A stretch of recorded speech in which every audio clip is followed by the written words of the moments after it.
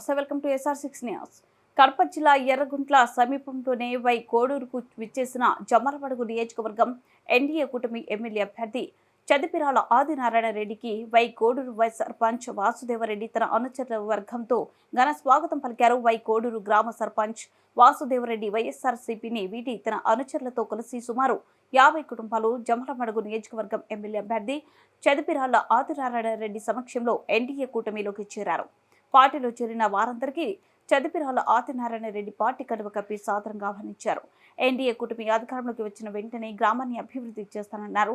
తదనంతరం గ్రామ సర్పంచ్ వాసుదేవరెడ్డి మాట్లాడుతూ ఎమ్మెల్యే అభ్యర్థి చదిపిరాల ఆదినారాయణ రెడ్డిని ఎమ్మెల్యేగా, కడప పార్లమెంట్ అభ్యర్థి చదిపిరాల భూపేష్ సుబ్బారామిరెడ్డిని ఎంపీగా గెలిపించేందుకు తన వంతు కృషి చేస్తానన్నారు.